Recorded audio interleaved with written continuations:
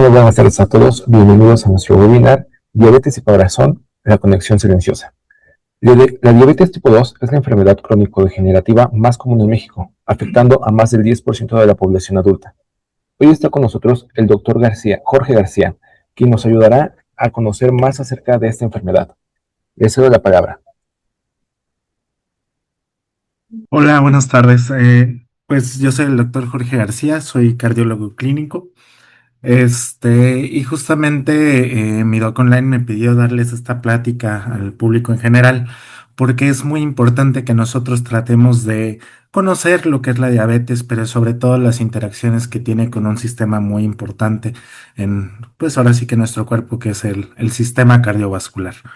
Justamente este tipo de pláticas yo siempre les comento a todos mis pacientes que son necesarias, inclusive deberían de ser obligatorias en todos en todos aquellos pacientes que padecen comorbilidades, diabetes, hipertensión, colesterol alto, justamente para conocer un poquito de su enfermedad.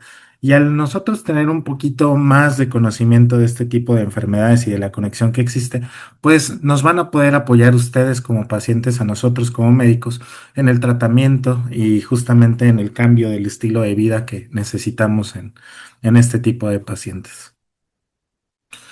Ahora, lo que necesitamos saber justamente de forma muy breve es saber cómo el descontrol de la glucosa puede llegar a afectar nuestro sistema cardiovascular.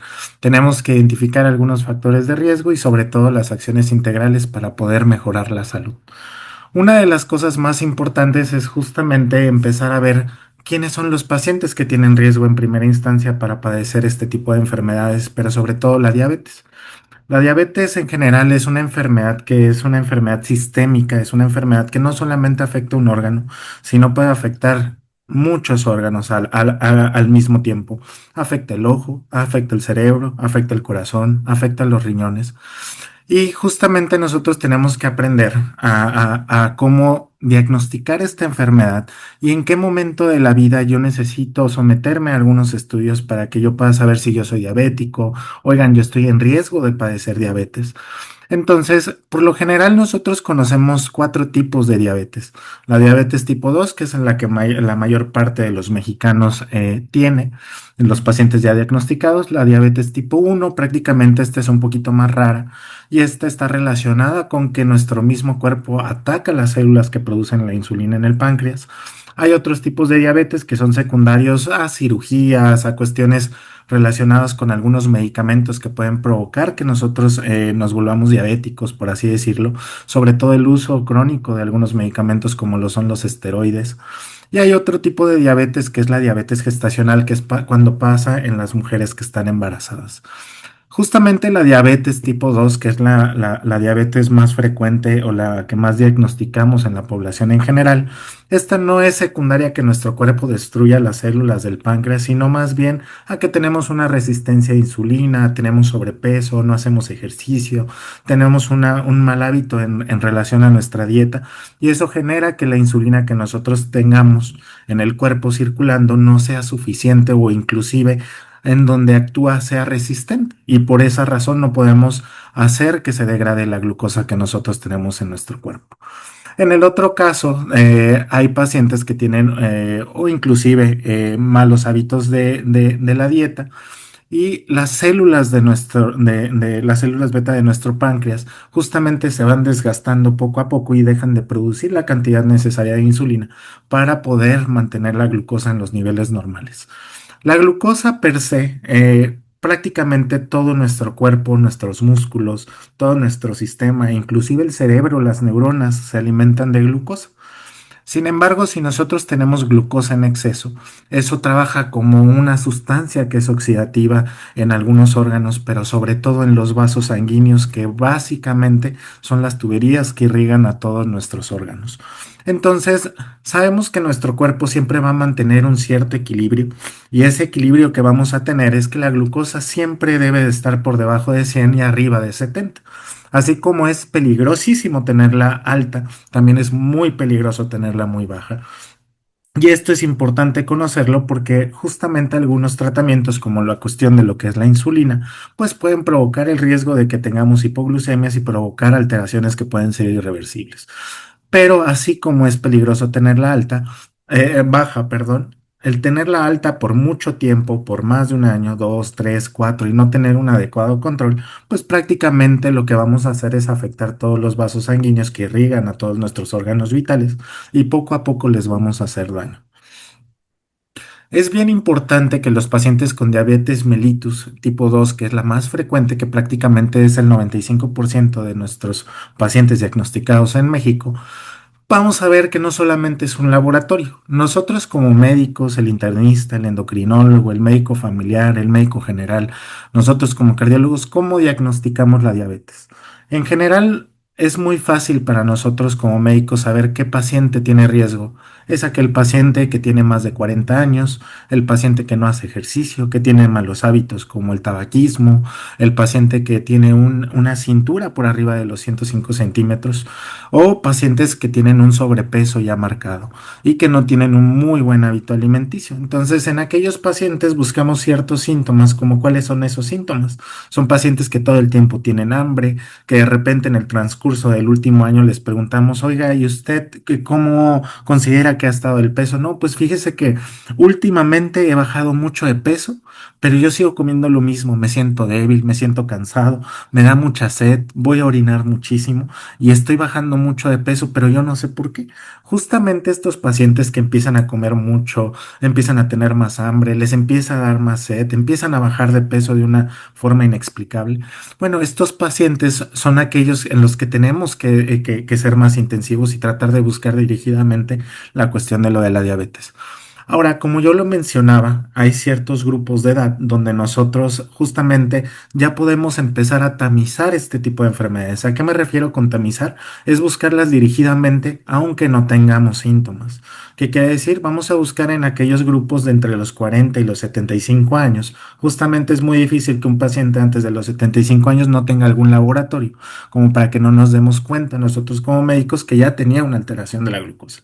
Pero lo ideal es que la mayor parte de las personas que justamente o ellos mismos consideran que no tienen buenos hábitos alimenticios, no hacen ejercicio, no cuidan los otros factores de riesgo, bueno, a partir de los 40 años y sobre todo los pacientes que ya tienen algún antecedente en la familia, lo ideal es que se empiecen a checar o se tomen una glucosa en ayuno para nosotros poder empezar a ver, oye, ¿sabes qué? Tu glucosa está arriba de 100, tienes que tener cuidado, pero no eres diabético. En ese contexto, cuando nosotros tenemos la glucosa arriba de 100 en ayuno, pero está por debajo de 126, nosotros lo conocemos como prediabetes. Entonces, esto es lo que yo le comento a todos mis pacientes, que es la antesala de la diabetes. ¿Cuál es la antesala de la diabetes? Es cuando tengo resistencia a la insulina, mi páncreas produce todavía la cantidad necesaria para no tener grandes descontroles de glucosa. Pero es como un dato de alarma que nos dice, oigan, tenemos que hacer algo como médicos y ustedes como pacientes tienen que ayudarnos para que evitemos pasarnos al otro lado, que ya es el diagnóstico de diabetes. Otra de las cuestiones importantes es que hay algunos otros laboratorios y uno de los más sencillos y más confiables es uno que conocemos como hemoglobina glucosilada, que justamente la abreviamos como ustedes lo pueden ver en su pantalla. Y prácticamente, justamente nosotros como cardiólogos, por el hecho de que es una de las principales causas de muerte en México, somos muy estrictos en pedir siempre la hemoglobina glucosilada. Y eso porque es muy sencillo. Si bien la hemoglobina en ayuno puede variar por muchos factores, oye, doctor, es que yo no me acuerdo si realmente hizo un ayuno de 8 horas y por eso me salió la glucosa en 130. Bueno, ahí empieza a haber algunas cuestiones que nos hacen dudar un poquito del diagnóstico con una glucosa en ayunas. Pero bueno, ¿qué es la hemoglobina glucosilada? Pues prácticamente la hemoglobina glucosilada es una molécula que siempre nos ayuda justamente a corroborar de forma precisa y de forma exacta cuáles son los niveles o en cuánto ha estado el promedio de glucosa en los últimos 3 meses. Así como hay pacientes que justamente no recuerdan si guardaron bien el ayuno, hay pacientes que por el miedo de que sean diagnosticados de diabetes, hay algunos mitos que dicen, no, fíjate que para que salgas bien en la cuestión de lo de la glucosa en ayunas y salgas un poquito más bajo, mejoras un ayuno de 15 horas, no comas nada y vas a ver que la glucosa te sale bien. Bueno, esos factores ya no están relacionados con la hemoglobina glucosilada, porque prácticamente la hemoglobina glucosilada es como si nosotros viéramos un registro de los últimos 3 meses. Si un paciente tiene una hemoglobina glucosilada arriba de 6,5, eso nos traduce que probablemente nuestro paciente en la mayor parte del tiempo, en el transcurso de los últimos 3 meses que fue con nosotros, la hemoglobina siempre estuvo por arriba de 120, 130, 140. Y para nosotros, con una sola toma de la hemoglobina glucosilada en la consulta, ya podemos diagnosticar que los pacientes son diabéticos. Entonces, todo paciente que tenga una hemoglobina glucosilada arriba de 6,5 ya es considerado como diabético. En caso de que tenga entre 5,8 y 6,4, que justamente son los puntos de corte antes del diagnóstico de la diabetes, los clasificamos como prediabetes y justamente abajo de 5,8 son pacientes que pues no tienen ni la sospecha diagnóstica o solamente tenemos que nosotros hacer algunos cambios en el estilo de vida para evitar que sean prediabéticos y por ende diabéticos en algún momento. Entonces, muchas veces se piensa que el paciente solamente lo vemos o inclusive el paciente solo dice, no, es que yo voy a luchar para que mi hemoglobina glucosilada solamente esté por debajo de 7,5, 7, 6,5, que en general lo que nosotros buscamos es tratar de corregir la mayor cantidad de comorbilidades. ¿Qué son las comorbilidades? Son a todos aquellos padecimientos que pueden estar relacionados con el diagnóstico de la diabetes y por lo general, cuando nosotros conocemos un paciente que es diabético, tratamos de escarbar sobre todo su historial para tratar de descubrir algunas otras enfermedades. Lamentablemente en México, justamente como lo mencionaban en un principio en la introducción, nosotros sabemos que entre 1 a 2 pacientes, entre 1 de cada 10 pacientes, entre 1 de cada 10 personas, no 10 pacientes, inclusive o 2 de cada 10 personas en México, tiene el diagnóstico de diabetes. Es muchísimo la cantidad. Si nosotros lo comparamos con otros países de primer mundo, Dinamarca, Suecia, Alemania, es una cantidad, pero mínima de pacientes que son diabéticos en relación a su población. ¿Por qué? Porque tienen algo muy importante, que ellos cuidan mucho algo que se llama o que se conoce como salud preventiva, que es algo que lamentablemente en México aún falta mucho. Nosotros nos enfocamos mucho, que posteriormente va a haber una diapositiva para tratar de explicar lo que es la prevención primaria y la prevención secundaria, pero es bien importante que nosotros como médicos y sobre todo los pacientes conozcan el término de lo que es la prevención primaria. Entonces, como lo mencionaba, a veces es muy triste saber que los pacientes con diabetes no solamente padecen diabetes, sino que ya vienen acarreando un grupo de enfermedades que pueden afectar al mismo tiempo los demás órganos. La mayor parte de los pacientes, como lo menciona en la diapositiva, el 97% de aquellos padece al menos una comorbilidad. ¿Cuáles pueden ser estas comorbilidades? Pues muy clásico, el paciente que es diabético a la par es hipertenso o inclusive si no es hipertenso tiene problemas con el colesterol o el paciente que es diabético también tiene muchos problemas con el sobrepeso. Entonces estas cuestiones van haciendo una sumatoria en la relación en relación a los factores de riesgo para poder afectar el corazón. Pero justamente el 88,5% no solamente tiene otra enfermedad agregada, sino que es un conjunto de todo. Cuando nosotros tenemos este conjunto de todo y vemos un paciente que es diabético, es hipertenso, tiene el colesterol alto, tiene sobrepeso, tiene un índice de cintura un poquito mayor a lo normal, pues esto ya es un síndrome que nosotros conocemos. Nosotros como médicos, ¿cómo definimos un síndrome? Es un conjunto de signos y síntomas que se engloban en una enfermedad. Entonces pueden ser varias enfermedades que nosotros tenemos o un conjunto de síntomas, por así decirlo, que se pueden englobar en una entidad. ¿Cómo se conoce cuando el paciente es obeso? Tenemos diabetes en el mismo paciente, descontrol muy alto del colesterol e hipertensión, se conoce como síndrome metabólico. Una de las partes más importantes que lo que yo les mencionaba es que la diabetes, la hipertensión, el colesterol, la obesidad no solamente afectan un órgano de forma aislada, sino más bien afectan órganos de diferentes formas y en diferentes partes de nuestro sistema. El más típico que conocemos justamente en la diabetes es la famosa retinopatía diabética, los pacientes que tienen catarata, inclusive es una de las principales causas la diabetes de discapacidad en México. Y uno lo ve en forma de enfermedad, en forma de que pues el paciente que tiene diabetes tiene una mortalidad más alta que un paciente que no es diabético. Bueno, eso ya lo conocemos la mayor parte de las personas. Sabemos que un paciente diabético mal controlado le va a ir peor que a uno que no lo esté. Pero el problema no solamente es en el sistema de salud, sino también en el sistema económico. Se dice que aproximadamente en México se gastan alrededor de unos 35.000 millones de pesos justamente en una institución de salud, que es el IMSS, que ellos llevan muy, muy de cerquita todos los gastos en relación a las complicaciones cardiovasculares de la diabetes. Entonces, la cantidad de dinero que está gastando el sistema de salud en atender las complicaciones de los pacientes diabéticos es una cantidad exorbitante. Entonces, y eso solamente contando una enfermedad, sin contar todas las demás complicaciones como lo es la retinopatía, la catarata, la ceguera. Muchas veces piensan los pacientes, justamente eso es algo que hablo mucho con los pacientes yo como cardiólogo, cuando hago valoraciones preoperatorias para cirugía de catarata, me dicen, doctor, pues es que mire, realmente nosotros como cardiólogos no podemos suspender una cirugía de catarata porque es de muy bajo riesgo, por así decirlo, no manipulan un órgano vital, pero sí es un órgano funcional.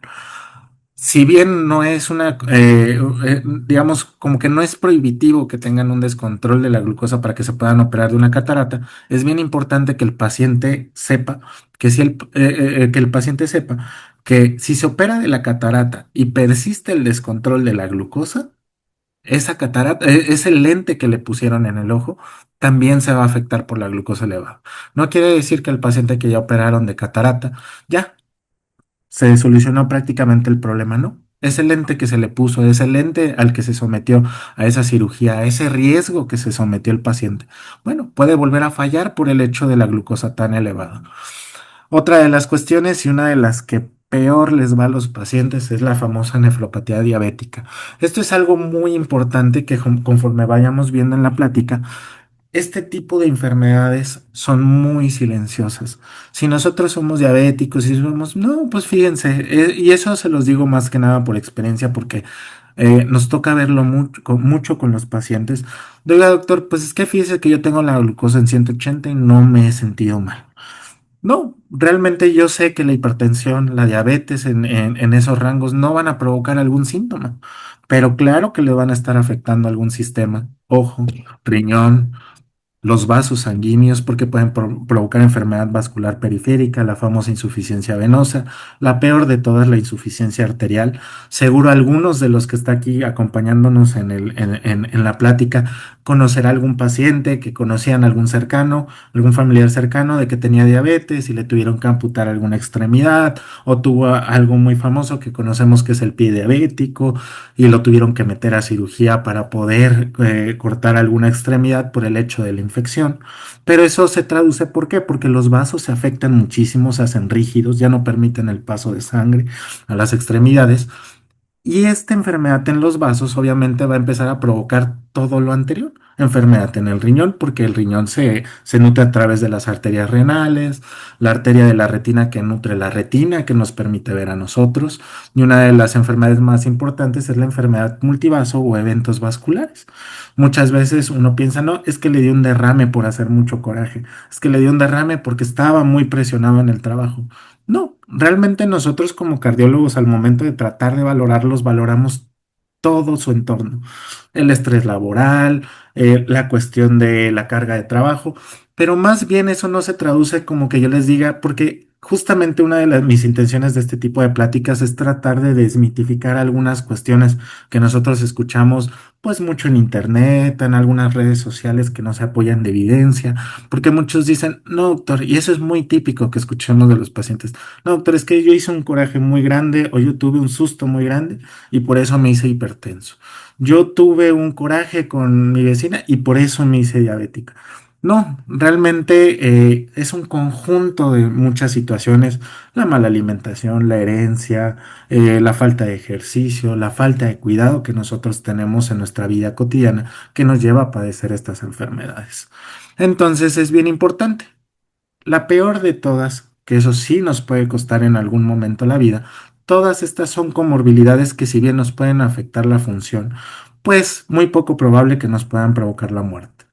Pero ya cuando se trata del corazón, sí tenemos algunos problemas que nos pueden comprometer tanto como el pronóstico a largo plazo, como nuestra calidad de vida, como nuestra salud mental y sobre todo en poner en riesgo nuestra vida.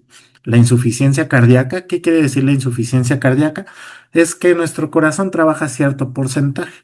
Si ese porcentaje de nuestro corazón baja a menos de 40, siendo muy objetivos, bueno, vamos a empezar a generar muchos síntomas, como que yo camino una cuadra y ya no me falta mucho el aire, yo me acuesto a dormir y al momento de que yo me acuesto por completo, siento que me ahogo y me tengo que parar en la noche porque de plano siento que me estoy ahogando como si me metieran la cabeza en un balde de agua.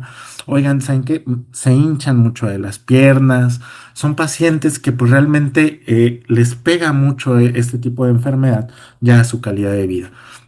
Una de las enfermedades que también les afecta mucho en la calidad de vida y sobre todo puede poner en riesgo es la enfermedad arterial coronaria. Nuestro músculo del corazón justamente se nutre a través de unas arterias. Esas arterias son inclusive un poquito más chiquitas que las arterias del riñón y que de un tamaño muy similar a las arterias del ojo.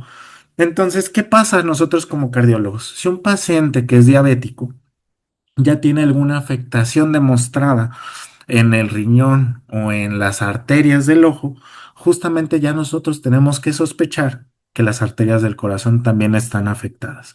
Si bien un paciente que ya tuvo también, antes de que nosotros como cardiólogos los conozcamos, vemos que ya tuvieron algún evento vascular cerebral, con evento vascular cerebral me refiero prácticamente a todos los que conocemos como derrames cerebrales, que una arteria se rompe, eso por lo general se trata de un aneurisma y el aneurisma es muy frecuente en los pacientes con diabetes por el hecho de que las capitas de la arteria se hacen muy delgadas, sobre todo por la afectación de la glucosa. Pero si ya Pero no, una dígame, dígame. pregunta, ¿cómo sé si estoy mal de los riñones? Eso es bien importante. Voy a prender la cámara. Discúlpenme que no la había prendido. Ahorita les comento, nada más prendo la camarita. Claro, sí. Bueno, igual a todo esto, es muy importante que estemos al pendiente de nuestra salud, que tengamos eh, unos hábitos más saludables, un poco más de movimiento y ejercicio, igual cuidar más nuestra alimentación, ya que todo esto, si lo descuidamos, nos puede llevar a este tipo de enfermedades. ¿Listo? Listo, ahí lo vemos bien. Sí. Y listo. Sí, sí pueden ver mi presentación todavía, ¿verdad? Sí, solo que ya no se ve en modo presentación, estoy viendo, ahí está, perfecto. Ahí está. Sí, Perfecto. Sí, ¿cómo podemos saber justamente que tenemos afectación en nuestros riñones? Eso es bien importante como lo platicaba en un principio. Si nosotros ya tenemos un paciente que es diabético, justamente ellos se deben de hacer todos los pacientes que son diabéticos exámenes anuales. Si nosotros vemos, o ya sea el que lleve el seguimiento del caso de un paciente con diabetes, que por lo general es el endocrinólogo, es el médico internista, ellos son los encargados como de dirigir la orquesta y decir, oye, ¿sabes qué? Te acabamos de diagnosticar de diabetes, te tengo que pedir una serie de estudios. Entre esa serie de estudios normalmente siempre se les pide un examen general de orina, se les pide proteínas, una proteína que no se debería de eliminar a través del riñón, que es la albúmina. Entonces, ya viendo esos laboratorios decimos, oye, ¿sabes qué? La función de tu riñón está bajita, estás tirando proteínas a través de la orina y eso no es normal. Entonces, desde ahí ya nosotros tenemos que sospechar que hay justamente una afectación de la diabetes a los vasos del riñón. Y esto es muy importante porque muchas personas justamente se dan cuenta ya en estados muy avanzados y como lo pueden conocer, digo, Justamente por eso me gustan este tipo de webinars, porque muchos dicen, no, es que también, digamos, tenemos malos conceptos de, es que me van a dializar, tengo un amigo que lo dializaron y le fue muy mal. Lamentablemente muchas personas cuando se dan cuenta que tienen nefropatía diabética es porque ya tienen síntomas de una enfermedad muy avanzada. Y eso es algo que les iba a comentar. Cuando nosotros ya tenemos un síntoma, ya sea por la hipertensión o la diabetes, justamente es porque ya estamos muy tarde y la enfermedad ya está muy avanzada. Entonces, por eso tenemos que manejar una medicina muy preventiva. Pero ahí depende mucho ahora sí que de los estudios que pida su médico, de qué tanta sospecha tenga su médico. Pero si es un paciente que se acaba de diagnosticar con diabetes, siempre tiene que tener una batería de estudios que su médico de cabecera, su médico de familia, les debe de solicitar. Y en caso de que, digamos, tenga un poquito la confusión de es diabetes o no, referirlo con el especialista, que ya sea el médico internista, el endocrinólogo, el cardiólogo, que vamos a pedir pues exámenes para tratar de descartar que tengamos una lesión a algún órgano. Ok, y hablando de esto de, no sé, ver los primeros síntomas, nosotros como pacientes o como personas, ¿cómo podemos identificar sin llegar a hacer los estudios que necesitamos empezar a cuidarnos? O sea, ¿cuáles son esos primeros pasos o síntomas que uno podría decir, ok, necesito hacerme un estudio para ir con un doctor y averiguar? O sea, en el día a día, ¿cómo podemos prevenirlo sin hacernos los estudios antes? En nuestro día a día, justamente como lo voy a comentar en otra diapositiva, es bien importante que sí conozcamos este tipo de enfermedades porque muchas veces no tenemos esa cuestión preventiva de decir, oigan, ¿saben qué? Es que, pues ahorita estoy joven, tengo 32 años, 33 años, a mí me explicaron que después de los 40 es cuando ya me debo hacer exámenes de la glucosa. No, de hecho, justamente estas enfermedades van empezando desde la infancia. Hay cardiólogos, hay un cardiólogo que es muy famoso en Estados Unidos, que él dice que las enfermedades del corazón empiezan desde que estamos en el útero. Entonces, desde la alimentación de la mamá, desde que somos pequeños y tenemos ciertos hábitos que nos cuesta trabajo quitarnos con el tiempo. Una de las cuestiones, uno de mis compañeros que es endocrinólogo en la Ciudad de México, justamente dice, uno de los peores hábitos que tenemos los mexicanos es el famoso desayuno con café y pan. Eso es algo así que de plano es lo peor que pueden considerar los endocrinólogos y nosotros como cardiólogos. Pero justamente, ¿cómo hacer todo esto preventivo? Pues realmente es tratar de cuidarnos día con día, tratar de hacer ejercicio, tratar de cuidar nuestra alimentación. Ahora, ¿alguna sospecha que tengamos de algún síntoma? Pues no mucho, porque si ya tenemos síntomas, quiere decir que ya estamos tarde y ya si nosotros sospechamos en alguna enfermedad, pues ya pediremos laboratorios. Como lo mencionaba en un principio, aquí lo importante es que si ustedes tienen más de 40 años y se conocen con algún factor de riesgo, pues es que yo soy hipertenso, pero mi médico no me pidió laboratorios, ¿no? Para saber si yo tengo diabetes. Bueno, entonces yo en mi próxima consulta con el médico general, yo le voy a proponer, oye doctor, es que fíjese que me diagnosticaron hipertensión, pero nunca me dijeron que cómo estaba mi glucosa, cómo estaban mis riñones y todo esto. Entonces, justamente lo que nosotros tenemos que hacer como pacientes es tratar de proponerle al médico, justamente de primer nivel, que es con el que tenemos más contacto, pedirles los laboratorios para que podamos ver qué tan mal estamos de esta enfermedad o tratar de diagnosticarla. Antes de los 40 años es muy difícil que diagnostiquemos a pacientes con diabetes, a excepción de que si ustedes como pacientes tienen familiares que digan, bueno, es que a mi papá lo diagnosticaron con diabetes a los 40 años, a los 39 años. A mi mamá también la diagnosticaron con diabetes muy temprana. Entonces, aquellos pacientes que tienen el antecedente en la familia de mi papá es diabético, mi mamá es diabética, tengo todos mis hermanos son diabéticos y a mí nunca me han pedido estudios. Entonces, ahí es cuando nosotros tenemos que proponerle a nuestro médico o inclusive nosotros ir por propia cuenta a algún laboratorio y decirles, me voy a hacer un checo antes de los 40 años. Y ya con eso nos va a dar mucha información. Bueno, oigan, salía un poquito raro los niveles de glucosa, salieron en negritas como salen en los laboratorios. Bueno, lo voy a platicar con mi médico para que él me pueda asesorar un poquito más. pero si ya tenemos síntomas, lo más probable es que ya estemos muy tarde. El diagnóstico de diabetes casi siempre se hace en más o menos 7 años, 10 años de que empezó la enfermedad. ¿Por qué? Porque ya cuando, como lo mencionaba, cuando empezamos con síntomas, es que ya estamos muy tarde o ya tenemos una enfermedad muy avanzada que se pudo haber prevenido haciendo estudios con antelación previa. Ok, ¿nos podría repetir cuál es el rango de hemoglobina glucosilada para determinar si tenemos prediabetes? Prediabetes entre 5,8 y 6,4. Perfecto, gracias. Entonces puedes seguir con su tema. Gracias. Ajá, eso es bien importante porque justamente en algunas instituciones de salud, que bueno, algunos eran derechohabientes y todo eso, eh, no tenemos hemoglobina, no se tiene hemoglobina glucosilada porque pues es un laboratorio un poquito más caro para las instituciones de salud, pero lo que hacen mucho ellos es justamente pedir glucosa en ayuno. Si la glucosa en ayuno y yo guardé 8 horas de ayuno sale arriba de 100, yo soy muy estricto con eso. Si salen 101, 102, 103, 104, 105, 106, bueno, si bien no es un dato de alarma, es algo que nos tiene que encender los foquitos y decir, tiene que mejorar su alimentación, tenemos que cambiar algunas cuestiones de su vida diaria, sobre todo empezar a hacer un poquito más de ejercicio, tenemos que empezar a bajar de peso. Pero si ya rebasamos los 126 en una glucosa en ayuno, eso también ya es diagnóstico de diabetes, ¿sale? Entonces, eso es bien importante, porque si bien ustedes no se acuerdan del nombre de la hemoglobina glucosilada, pueden decir un día, ah, bueno, el cardiólogo me acaba de dar una plática y me dijo, pues me voy a hacer una glucosa mañana. Si esa glucosa yo guardé 8 horas de ayuno y mañana tengo 105, 106, ah, bueno, entonces yo ya sé que tengo que ser un poquito más estricto en cuidarme en la alimentación, ponerme a hacer ejercicio. Pero oigan, si mañana se hacen una glucosa y salen en 145 y guardaron 8 horas de ayuno, lo primero que tienen que hacer es visitar a su médico de confianza y justamente apoyarnos del médico general, del internista, de nosotros como especialistas para tratar de ir guiando el mejor tratamiento.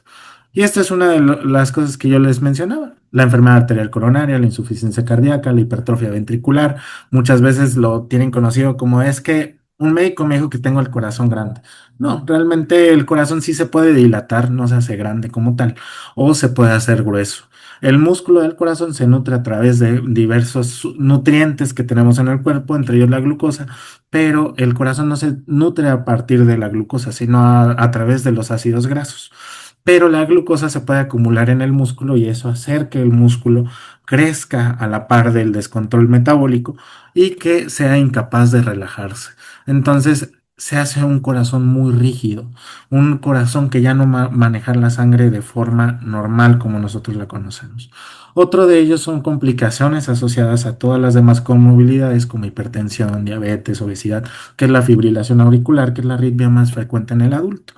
Y una de las cosas más importantes es que nosotros siempre vamos a ver que en el INEGI, en el SANUT, en todas las encuestas que nosotros veamos, hasta inclusive cuando fue lo de la pandemia por COVID, nosotros sabemos como cardiólogos que la primera causa de muerte en todo el mundo y sobre todo en el país son las enfermedades cardiovasculares. Y abajito de ellas siempre va a estar justamente la diabetes mellitus porque muchas de esas enfermedades están dadas por la diabetes.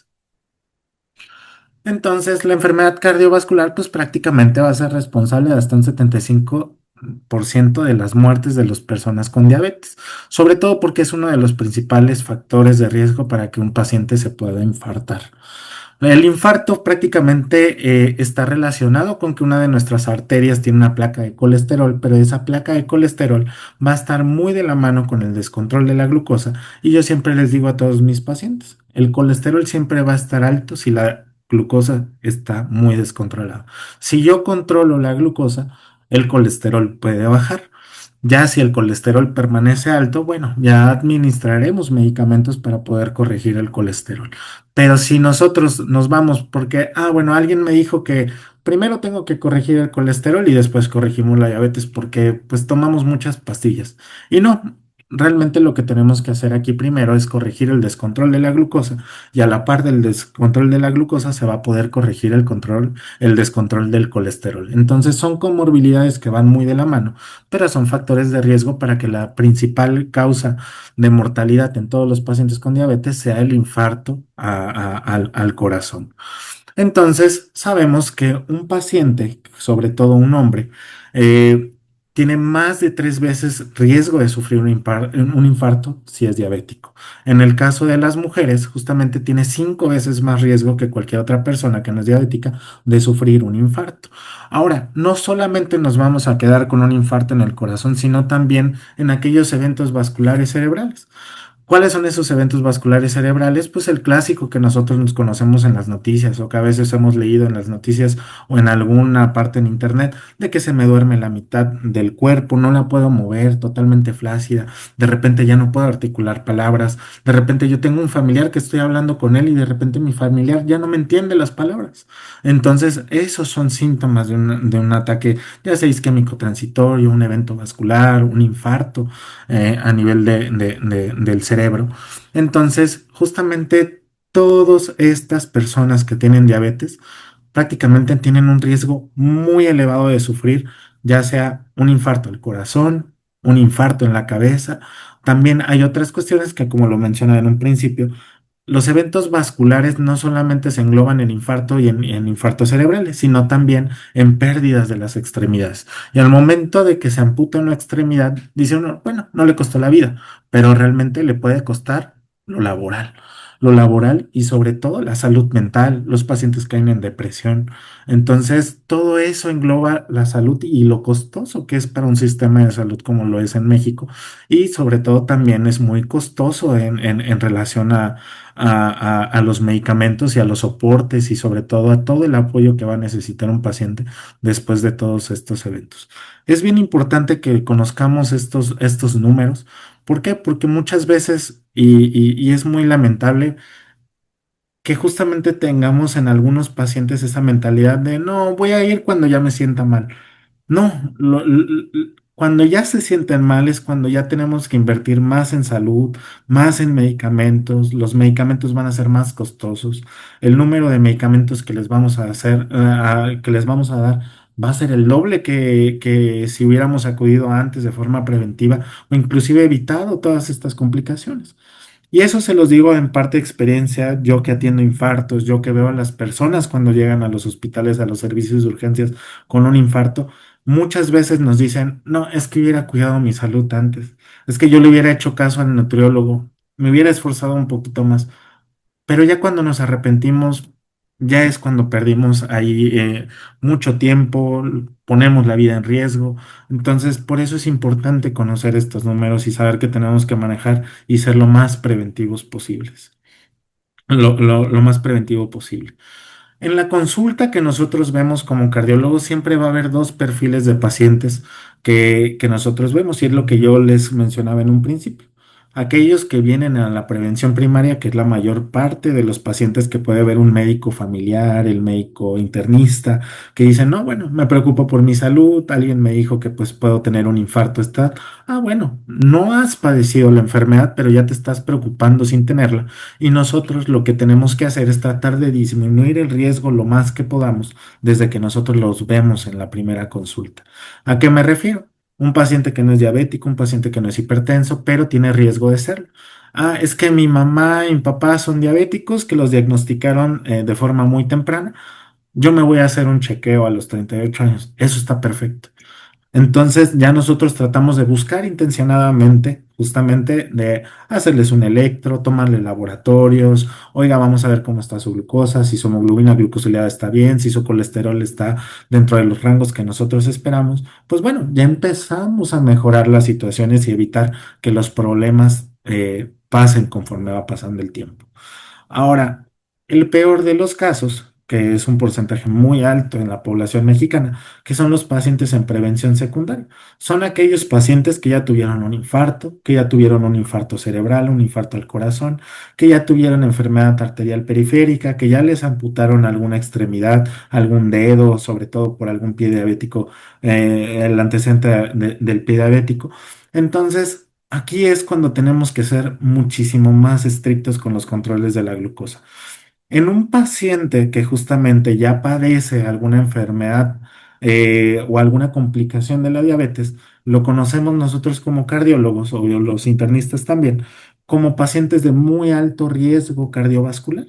Entonces tenemos que ser muy estrictos, tenemos que manejar los mejores medicamentos para la diabetes, tenemos que protegerlos con otros medicamentos para tratar de proteger el órgano que ya se dañó.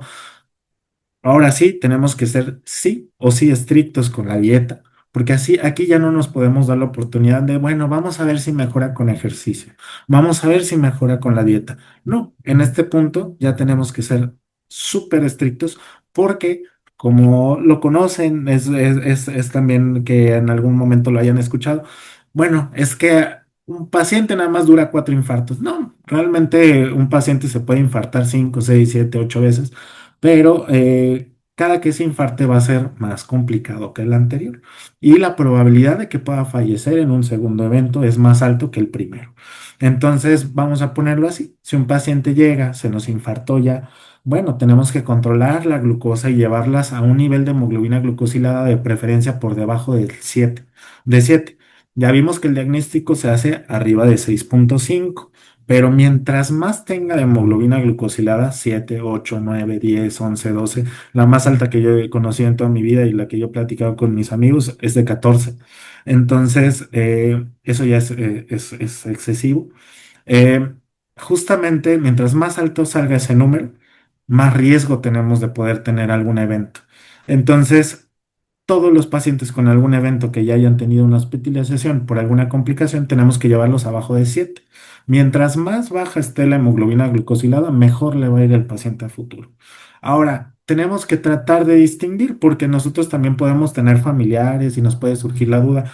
Bueno, es que yo también tengo un familiar que tiene cáncer, ya tiene 95 años. Bueno, hay pacientes en donde realmente ser muy estrictos con la glucosa pues realmente no nos va a dar algún beneficio. Como lo mencionaba, la glucosa, si yo la tengo en un momento en 200, en ese momento yo no me voy a infartar, si es la primera vez que yo tengo 200 de glucosa. Pero si esa glucosa yo la dejo correr por el transcurso de 1, 2, 3, 4 años, pues lo que va a ser enfermar a todos mis órganos, el riñón, el cerebro, el corazón. Y eso sí me va a perjudicar y va a provocar el infarto. Entonces, si nosotros tenemos un paciente ya en los extremos de la vida o con alguna enfermedad terminal, nosotros como cardiólogos o internistas, justamente lo que hacemos es tratar de ser menos estrictos.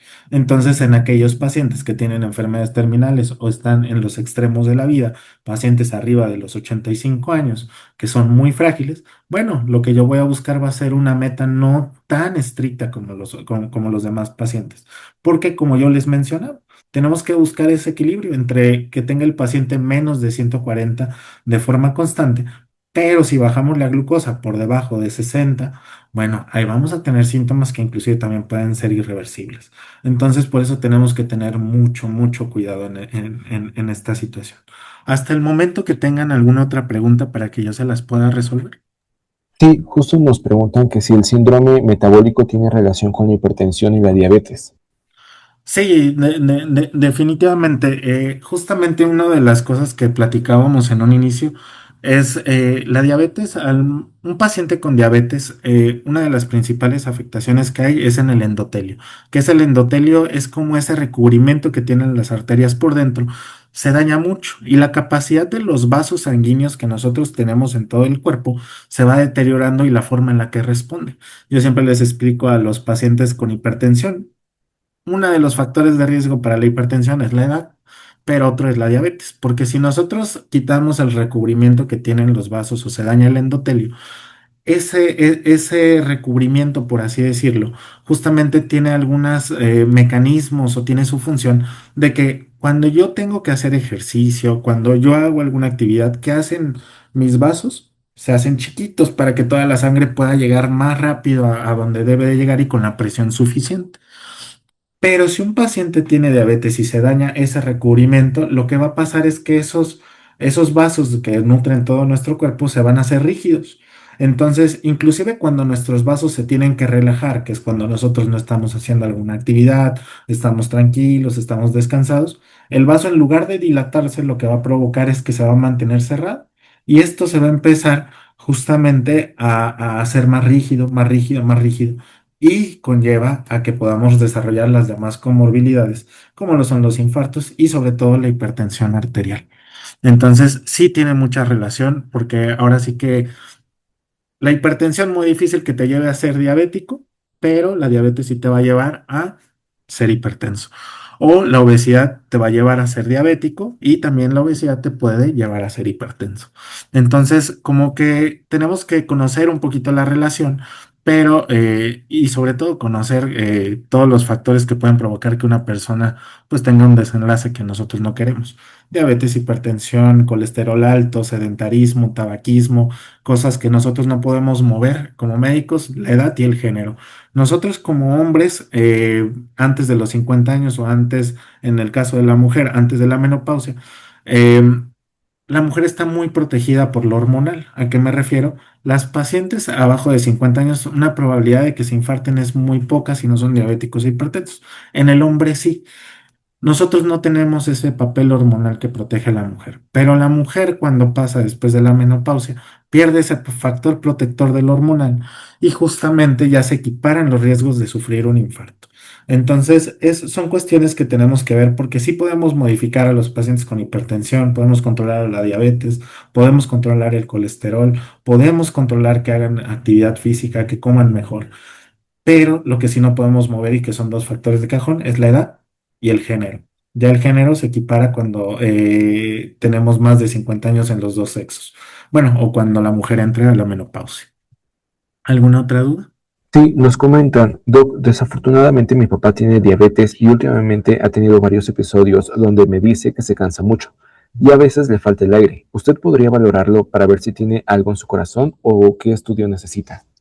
Sí, normalmente cuando nosotros valoramos justamente a los pacientes con diabetes que sospechamos que tienen enfermedad en el corazón, lo principal que debemos de hacer es un electrocardiograma y en ocasiones cuando tenemos esos síntomas, justamente como sensación de falta de aire, que yo camino y me fatigo, hay algunos laboratorios que nos dicen cómo están las presiones adentro del corazón. Si salen muy elevadas, tenemos que complementarlos con algunos estudios que son un poquito ya más específicos, pero con dos laboratorios que son muy importantes. Uno, que es el electrocardiograma, que es muy sencillo para que nosotros veamos justamente y nos demos una idea de cómo está trabajando el corazón. Y hay otro que se llaman péptidos natriuréticos, que se llama NT-proBNP. Si el electro sale mal, más aparte tenemos factores de riesgo como la diabetes, la hipertensión y todo esto, tengo síntomas, y el NT-proBNP sale elevado, justamente ahí ya tenemos que pedir algunos otros estudios, pero bueno, siempre se tendrá que correlacionar los síntomas con los estudios de extensión. Es muy difícil que a veces veamos un electrocardiograma y que nos digan, no, doctor, es que yo me siento bien, pero me dijeron que algo salió raro de mi electrocardiograma. No, es muy difícil. Siempre los estudios deben de ir de la mano de los síntomas. En ese caso que le hicieron la pregunta, justamente aquí lo ideal, si es diabético, mal controlado, ya es mayor de 50 años, y no ha llevado un seguimiento adecuado, bueno, aquí lo ideal es tratar de verlo con un electrocardiograma y lo ideal sería el NT-proBNP. ¿Por qué? Porque si ese laboratorio sale normal, yo sé que la falta de aire no es por la cuestión de lo del corazón, sino más bien por otras cuestiones que tendremos que buscar o complicaciones vasculares de la diabetes, que ahí el especialista un poquito ya más experto en eso es el angiólogo, porque eso sí es bien importante, las complicaciones vasculares como la enfermedad arterial periférica, pero a nosotros como cardiólogos con el electrocardiograma nos basta mucho y con una hemoglobina glucosilada. Nos El preguntan otro que estudio me cómo decían que se... cómo se escribe es NT, PRO, BNP. NT-Pro BNP. Una vez detectada la diabetes, ¿hay forma de curarla?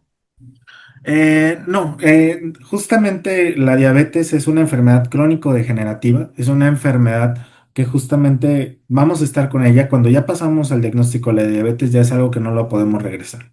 Entonces, sí se puede controlar. No quiere decir que un paciente que sea diabético y que yo conozca a alguien, de oiga, es que de repente le dieron un medicamento y se curó.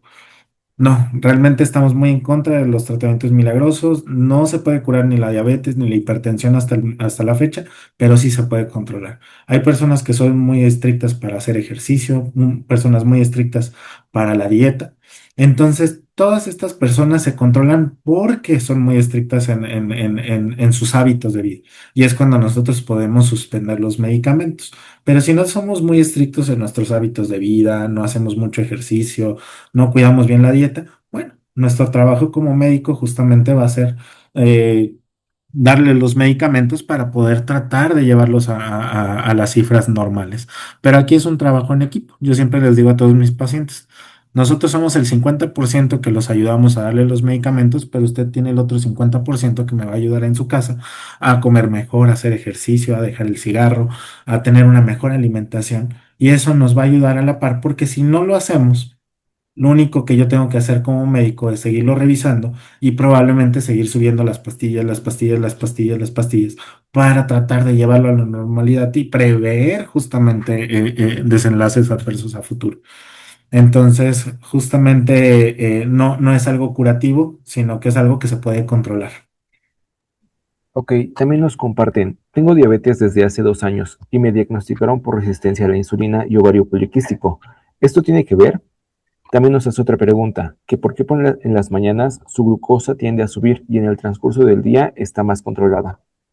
La parte, primero es, no sé si recuerdan que al principio comentábamos algo de, hay diferentes tipos de diabetes, lo de la resistencia a la insulina y esta cuestión.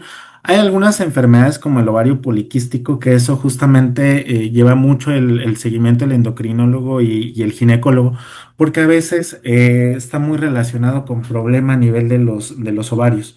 Entonces, ahí es un poquito más específico, la resistencia a la insulina. Hay ciertos medicamentos que también son muy dirigidos a este tipo de pacientes, como lo es la metformina. Ahí sí es muy poco probable que tengamos que administrarles insulina, pero si tenemos un muy mal control del síndrome ovario poliquístico, no resolvemos ese problema con el ginecólogo, pues se va a perpetuar el descontrol metabólico conforme van pasando los años. Entonces también va a tener el mismo riesgo de poderse infartar, y eso es muy frecuente en las personas jóvenes, sobre todo en las mujeres. Entonces, que toman anticonceptivos, que ya llevaron su chequeo con el ginecólogo y les dijo, tienes ovario poliquístico, si tienes que hacerte la hemoglobina glucosilada, tienes que hacer una serie de estudios con el endocrinólogo para que podamos controlar esos niveles de glucosa. Porque como lo mencionaba, no importa el tipo de diabetes, si nosotros tenemos un descontrol constante por arriba de la normalidad, lo que va a provocar es un daño a los órganos. Si es muy poco, o sea, digamos, estuve un año descontrolada, pero después del año ya me controlé mejor y así me he mantenido todo el tiempo, la probabilidad de que tengamos complicaciones cardiovasculares a futuro en la cabeza, en las extremidades o en el corazón o en los riñones o en los ojos es muy poca. Ahora, depende mucho de cómo se comporte la glucosa en el transcurso del día por la alimentación. Ahora, si yo soy un paciente que es diabético y me mido la glucosa después de 15 minutos de que comí algo, pues justamente va a salir un poquito alta.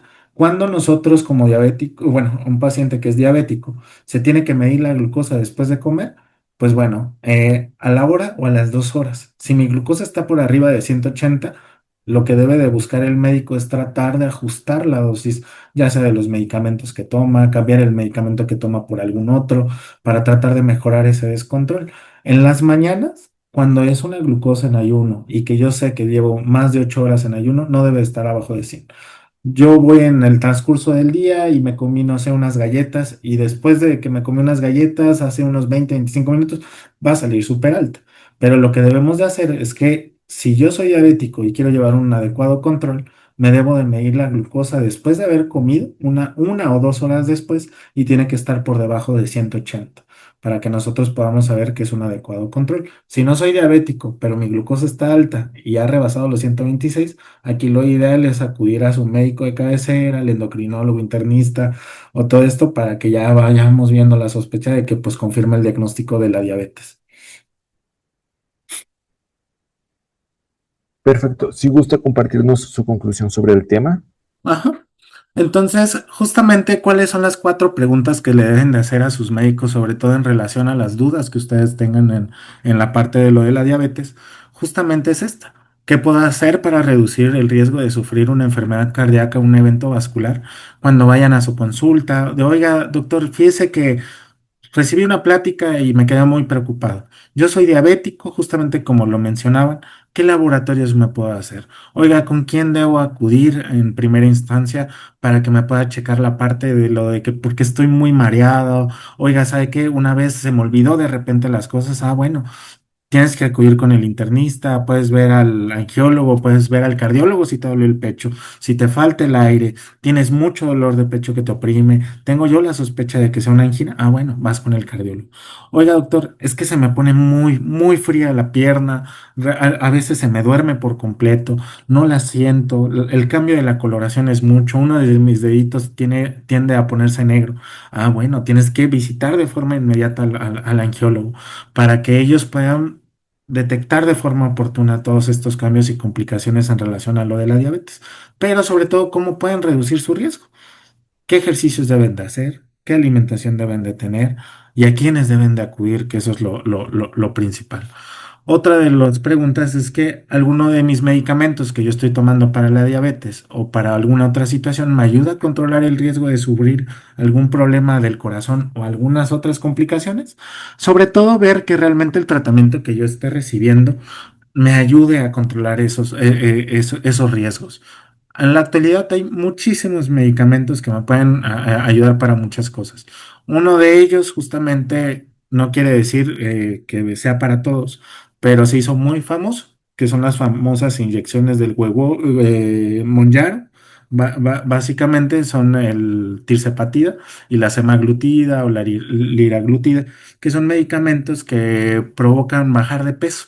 Y muchos lo empezaron a usar, pero hay muchas complicaciones si no son los pacientes ideales. En estos casos, sí, lo ideal es acudir con el médico especialista para tratar de encajarles el mejor medicamento y que no tengan tantas complicaciones asociadas también a los fármacos. Porque si una persona que no tiene experiencia en tratar este tipo de enfermedades les receta esto nada más por moda y les dice, no, pues es que con esto van a bajar de peso, puede haber complicaciones muy serias a futuro.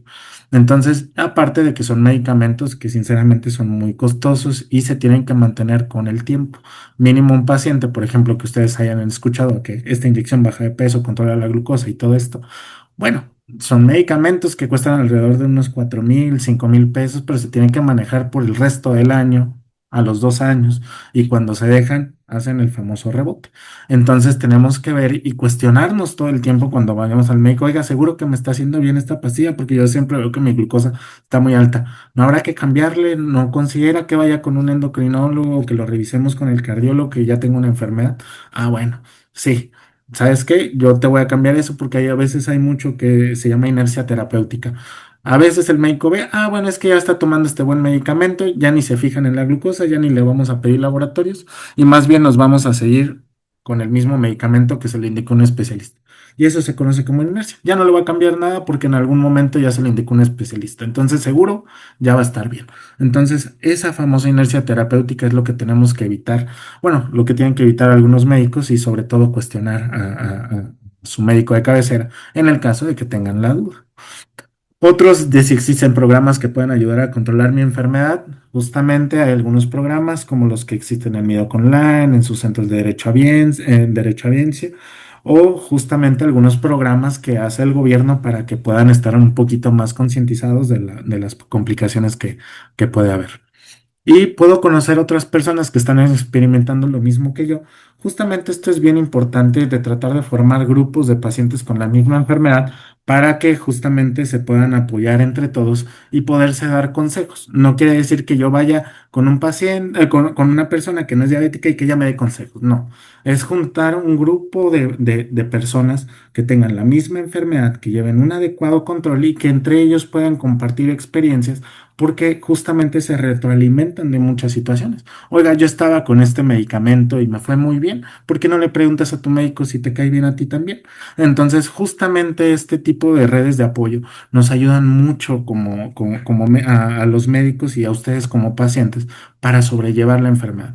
Muchas veces yo les comento, aquí es bien, bien importante que cuando se diagnostiquen con una enfermedad crónico-degenerativa, no se depriman, sino más bien lo vean como una oportunidad de mejorar las situaciones y evitar enfermedades a futuro.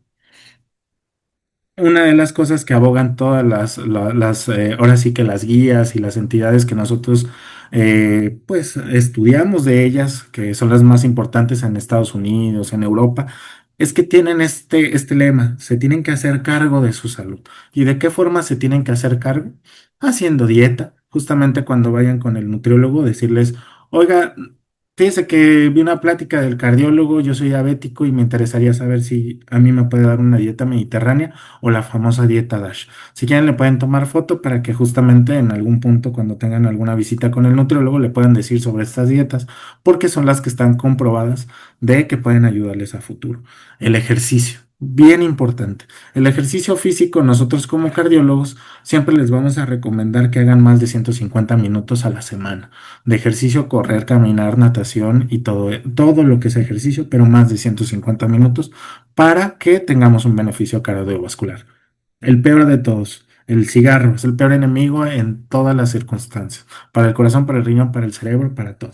Inclusive el vape o algunos, sobre todo se los comento porque también tenemos digamos, mito. No, pues es que la marihuana no es lo mismo que el cigarro. No, la marihuana es lo mismo que un cigarro, lo mismo que un vape, y hacen el mismo daño y todos tienen el mismo factor de riesgo cardiovascular de provocar un infarto.